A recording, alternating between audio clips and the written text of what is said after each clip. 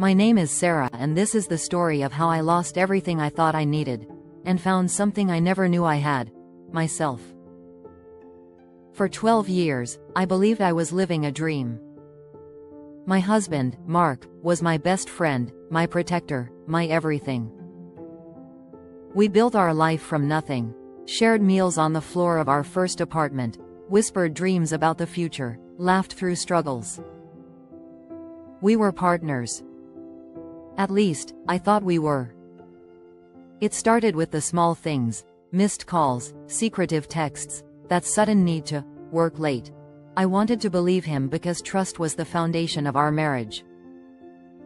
But the truth has a way of clawing its way out, no matter how deep you bury it. One night, I came home early from visiting my sister. I opened the door quietly, hoping to surprise him. Instead, I walked into my own heartbreak.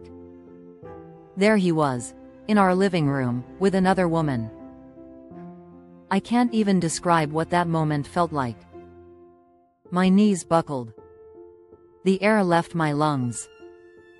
He jumped up, panicked, saying, "Sarah, it's not what it looks like. But lies don't need translation.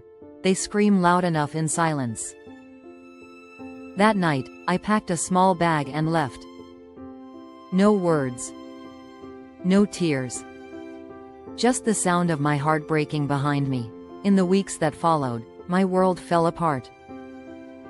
I couldn't sleep, couldn't eat, couldn't recognize the woman staring back at me in the mirror. And then the worst blow came.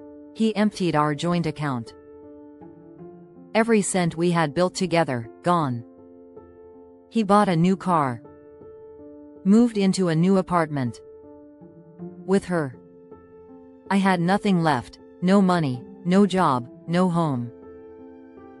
I was broken, humiliated, and homeless, sleeping on a friend's couch, pretending I was fine. But one morning changed everything.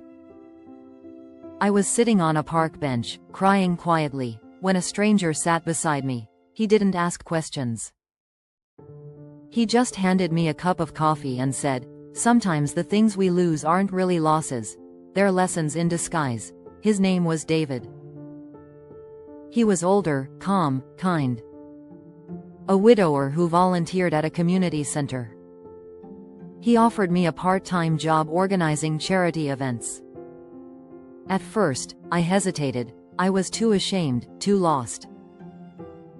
But he looked at me with genuine warmth and said, "You can start over, Sarah. You just need a reason to believe again." That job became my lifeline. Through it, I met people who had survived worse and still smiled. I found purpose in helping others heal. It healed me too.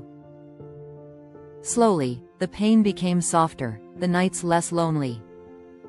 Months later, something unexpected happened.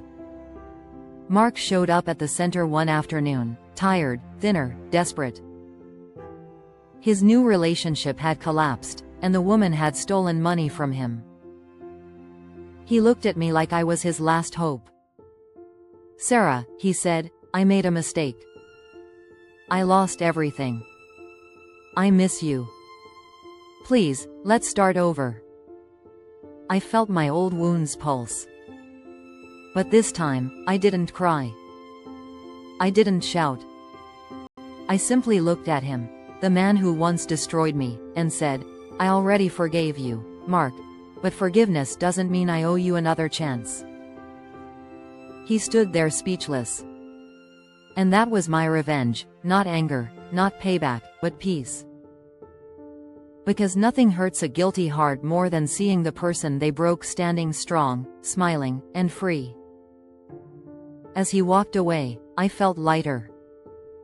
That chapter was closed, not with rage, but with grace. A year later, my life was completely different. The community center grew into a foundation for women rebuilding their lives after betrayal. I was no longer Mark's wife. I was Sarah, founder, survivor, and believer in second chances. And as for David, the stranger who gave me coffee that day, he became my friend, my mentor, and eventually, my home. Not because I needed saving, but because he saw me for who I was, strong, imperfect, and still capable of love. Now, when people ask how I could ever forgive what happened, I smile and say, because forgiveness isn't weakness, it's how you take back your power. I didn't get revenge by hurting him back. I got it by rising so high he couldn't reach me anymore. That's how I forgave the unforgivable, and found peace in the ashes of everything I lost.